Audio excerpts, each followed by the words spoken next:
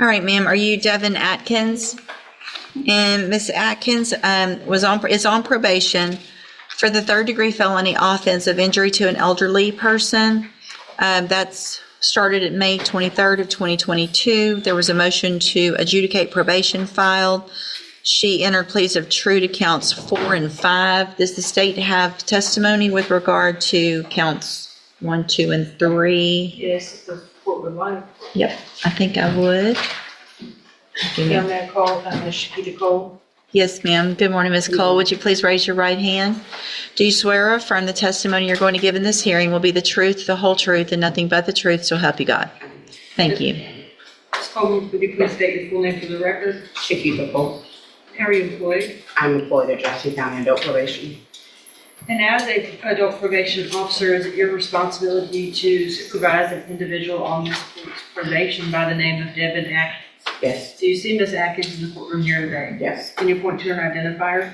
Right here in the blue jumpsuit. Your amended record reflect Ms. Cole has identified your probationer Devin Atkins. Record will so reflect. And Ms. Printing. Cole, as with every probationer, when they are placed on the court's probation, are they given the rules and restrictions placed upon them and what they are supposed to do to follow the court order? Yes, And each one of those in detail is gone over with them so that they understand everything that they're required to do, correct? yes, Was Ms. Atkins so advised yes. at her intake? She was advised at her intake and at a TTM at the Milton Center in person. Okay, and describe for the court what a TTM is. A treatment team meeting. Okay, so in your opinion, Ms. Cole, as her probation officer, was Ms. Atkins fully apprised and aware of what she was required to do on probation? Yes, And were in fact a majority of those things intended to help her? yes, Was she advised that she was to report to the Community Supervision Department when directed by yourself in the court? yes, And did Ms. Atkins, based on your review of the file, fail to do that on multiple dates, including but most likely not limited to November 4th of 2024, November 19th of 24, and, and was that in violation of her probation order? yes, Did you address that with her and inform her, it is important to report, if you have something come up, you need to let me know? yes. And did she do that? No. Was Ms. Atkins, as a condition of said probation, ordered to perform community supervision hours? Yes, And and to report those to you? yes. Obviously, if you do not know that she has completed them, even if she has, is that a violation of her probation? Yes, To your knowledge, based on your review of her file and your supervision of her, did she either complete the hours or immediately report to you? Sorry, I'm reading that. Mhm. No wonder everyone's looking at me. I was about to say- I know, I was about to, Community service. Well, that is in fact a condition of probation, right?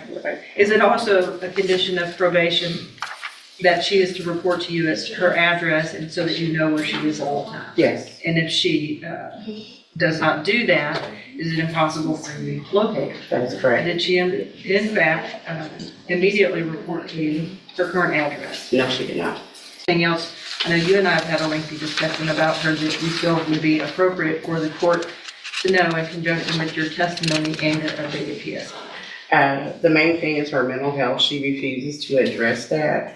We've made appointments for her with Spinal Tap and she didn't attend the appointments. She's 100% when she was out unmedicated. So that kind of interfered with her completing her services.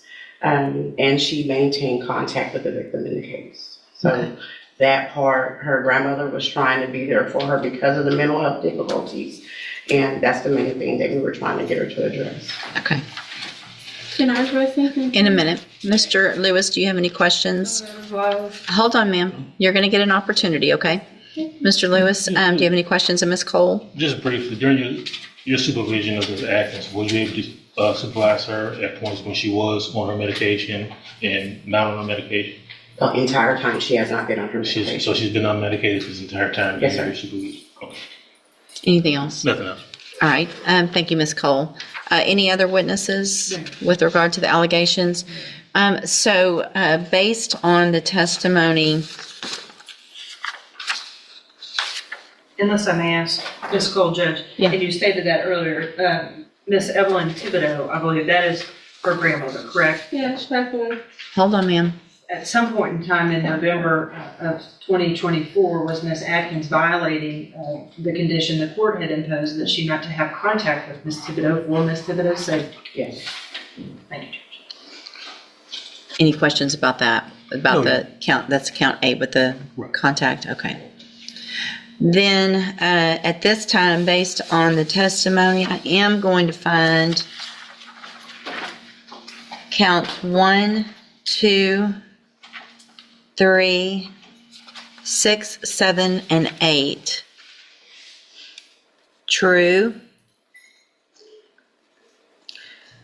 Again, there were pleas of true to counts 4 and 5 previously. I've received an updated pre-sentence report. Has everyone had an opportunity to review that report? Yes, ma'am, Judge. Any additions or corrections to that report? No, from the defense, Judge. Nothing from the state, Your Honor, unless Ms. Cole has something to add. Do you have anything to add that's not already in your report? No.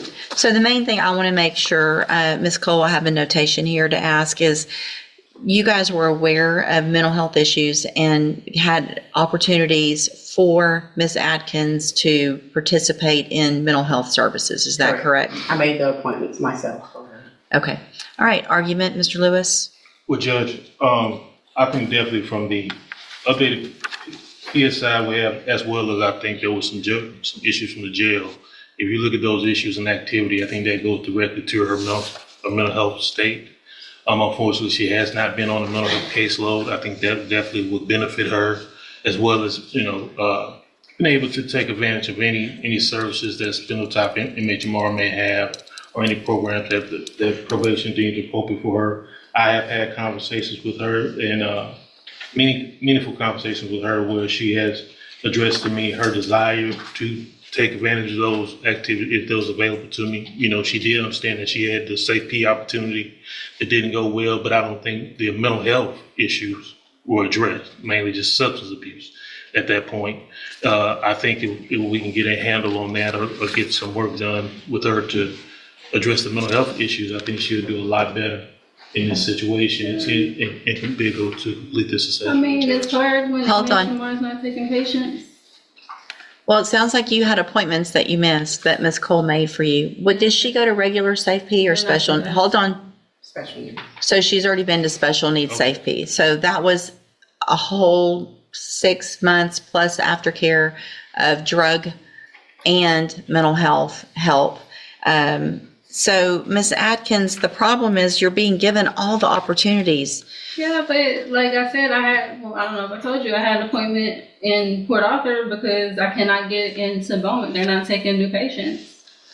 So you had an appointment that Ms. Cole set for you, at least one, how many? Yeah, but it's not for medicine. It's for psycho. I'm not a psycho. I don't have those problems. I mean, some people do that. I don't know. Well, you obviously we don't know what you need because you won't even go do the evaluation. That it sounds like you haven't been on medication that would be, what? Evaluation where? At Spinal Top. That's what I'm telling you. That's not, I don't have that. I'm not a psychopath. That is for. It's psychopath. Nobody's saying you're a psychopath, but you That's what have. it's called past program. I'm not a psychopath. That's what I'm saying. That's not what it's called, and that's not the reason it's called that. Okay, if you had gone to your appointment and talked to them, then you would know what that was for, and you would know that it was meant to help you so that you could get on medication, stabilize, and not have the issues that you've been having. I'm going to find that you previously entered your. I'm sorry, Ms. Malfino. Did you have anything to add? No, Judge, I think that from my conversation with Ms. Cole, she's been gracious enough to offer to continue to work with her because I think she clearly sees the mental health issues. But as you can see, what Ms. Cole has been having to deal with is how the court has had to deal with Ms. Atkins today, and it's been kind of just a runaround circle. Well, and in addition, I am going to find judicial notice of the court's file. Ms. Atkins was evaluated for competency to stand trial not that long ago. I think it was in January of this year. And I have that report. And the finding is that Ms. Atkins is competent, understands the nature of the proceedings, and is then just really making a choice not to follow through with what programs have been given to you, Ms. Atkins, to try to help you. So at this time, any recommendation as far as I have one more thing to say. Okay? She is not giving me the information needed to follow up with those type of things. Okay, well, I don't She doesn't believe have you. them. I don't believe you. You don't Miss believe- Cole would never say, go do something and not tell you where to go or help you get there. No, she says she does not have a list of the community service. I'm not worried about your community service. I'm worried about your mental health and the fact that you're not doing what you need to, and you're still contacting the victim, and it's a serious case. And so I got to protect society, unfortunately, because you're not choosing to do the things I that. was gonna die, so I really didn't have much of a choice. Okay.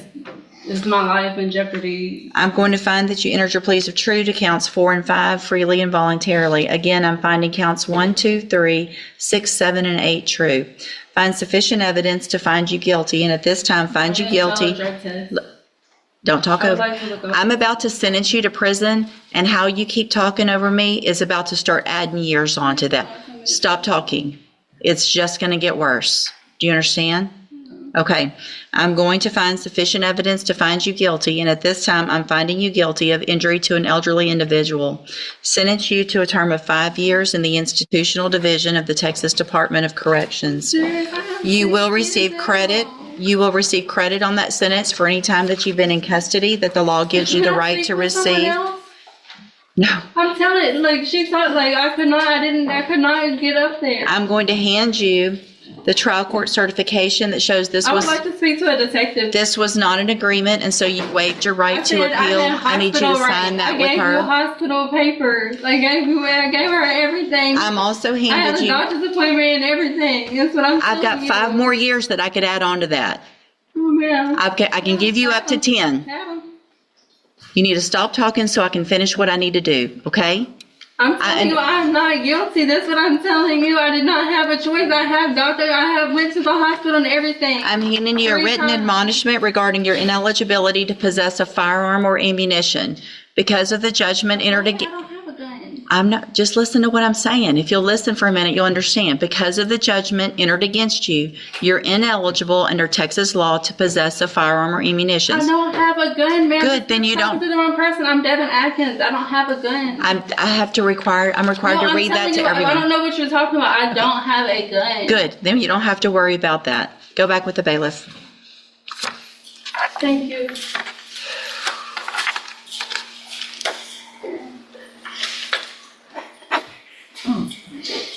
I didn't find any pictures. And this right here is where the entire case finally collapses under its own weight. For months, the court bent over backward to give Devin Atkins every possible opportunity to succeed on probation.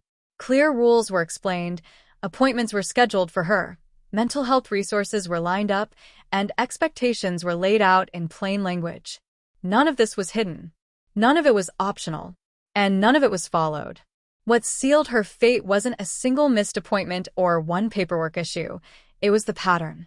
Repeated failures to report. Refusal to attend mental health evaluations. Continued contact with the victim despite a direct court order. And when confronted with all of it, there was no accountability, only denial, deflection, and constant interruption.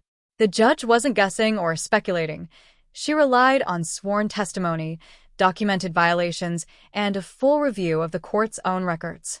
The most telling moment comes when mental health is addressed. The court acknowledges it. Probation acknowledges it. Appointments were personally made. But help only works when someone is willing to accept it. Refusing evaluations while claiming to need treatment is not compliance, it's avoidance. And the court made it very clear. Competence was already evaluated. This wasn't confusion. It was choice. Once the judge announces the findings, count sustained, violations proven, pleas entered voluntarily, the outcome becomes inevitable.